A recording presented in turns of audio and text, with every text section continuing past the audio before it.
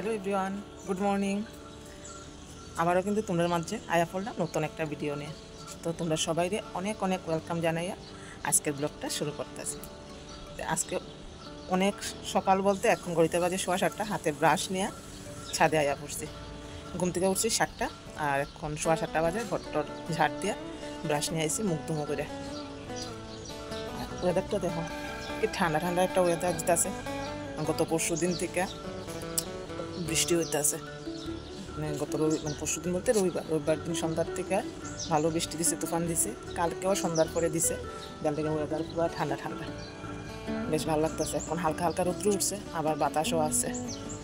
গরম আর করতাম না, এখন দুদিন ধরে বেশ ঠান্ডা ঠান্ডাই লাগতেছে।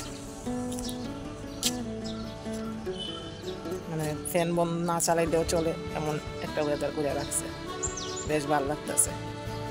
তো যাই হোক, চলো ব্রাশটা করি, করে কাজকর্ম শুরু করি, কারণ মেয়েরও স্কুল আছে, আজকে যাইতে থাকবে।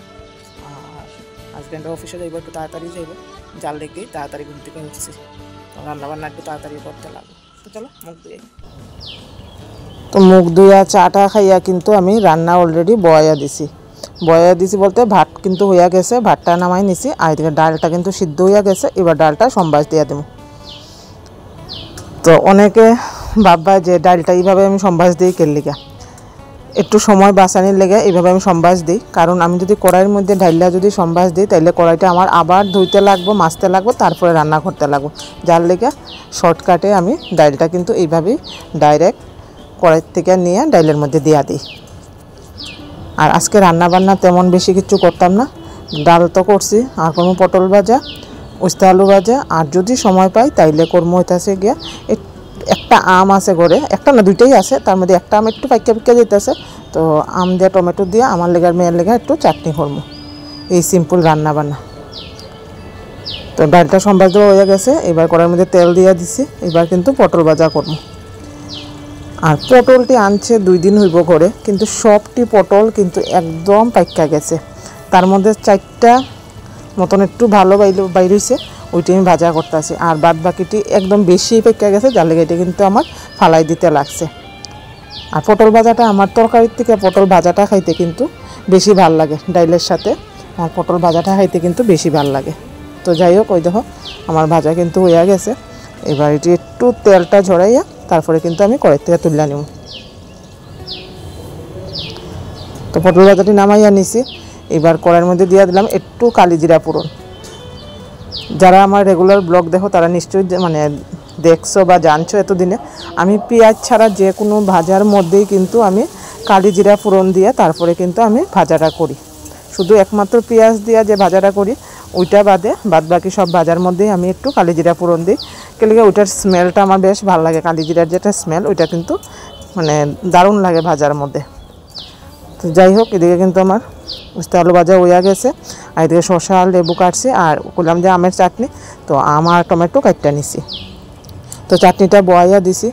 আর হাজব্যান্ডের অফিসে যাওয়ার টাইম হইয়া গেছে, তো তাড়াতাড়ি কইরা ভাজাটা নামাইয়া আগে ভাতটা দিয়া দিতেছি।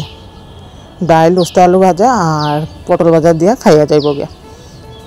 তো চলো ভাতটা দিয়েই আগে।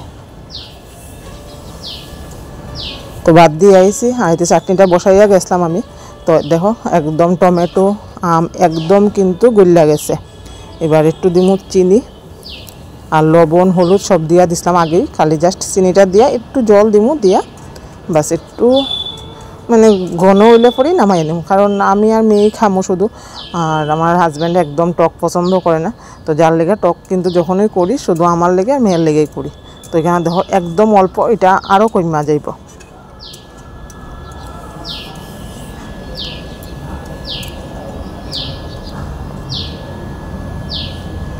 তো তোমরা সকালেই কইলাম যে মেয়ের আজকে স্কুলে যাইতেই লাগবো। তো হাজব্যান্ড খাইয়া অফিসে গেছে গিয়া, মেয়েও কিন্তু একদম খাওয়া দাওয়া কইরা একদম রেডি হইয়া গেছে। এবার শুধু আমি ফিতাটি বাইন্দা দিতেছি চুলের মধ্যে, তারপরে নিয়ে তাইলে নিয়ে তুল্লা দিয়ে আইমু সামনে গিয়া। অটো বা টমটম যদি পাই তো নিয়ে দিয়ামু। তো এই দেখো তাই কিন্তু বাইরে হইয়া গেছে, আর এখন তাই একলাই কিন্তু আওয়া যাওয়া করে আর কি। তো যার লেগে আমারও একটু মানে পরিশ্রমটা কম হয়। তো এখানে একটা বাইরে একটা অটো পাইছি, তো অটোর মধ্যে তুলিয়া দিলাম কিন্তু। তাইরে স্কুলে তুললে মানে স্কুলে যাওয়ার লেগে অটোতে তুলে দিলাম, দিয়া ঘরে আইছি। ফ্যানটা চালাই। এখন রোদ্র উঠছে, এখন আবার গরম লাগতেছে। ভালোই রোদ্র উঠে গেছে আজকে। কালকে একদম মেঘলা মেঘলা আসলো, গরম বুঝাই গেছে না।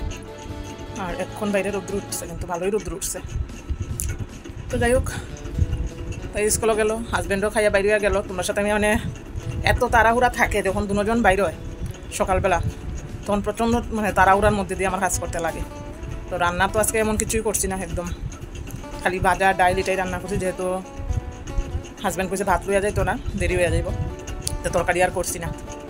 ওই আমের চাটনি, ডাইল, উস্তা ভাজা আর পটল ভাজা, এটাতে দুপুরে খাওয়া হইয়া যাইব। রাত্রে আছে দেখি কি তা রান্না বান্না করি।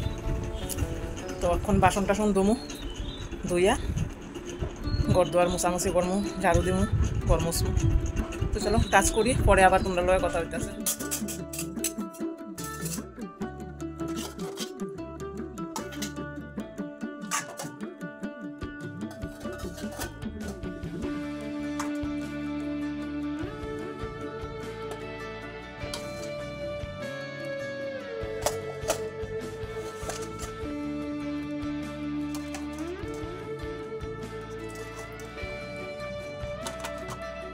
একবারে স্নান টান সাইরা একদম রেডি হইয়া তোমরা সামনে আইছি।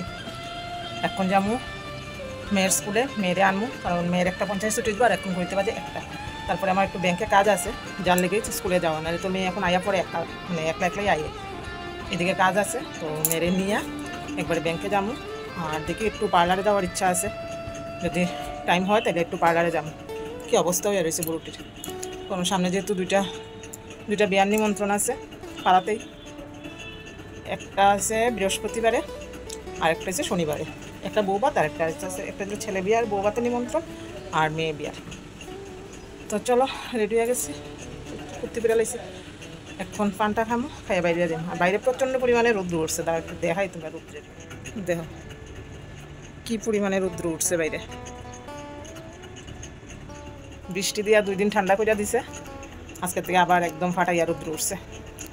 তো চলো বাইরেই পানটা খাইয়া, চুলটা শ্যাম্পু করছি পুরা ভিজা চুলটি। চলো বাইরে।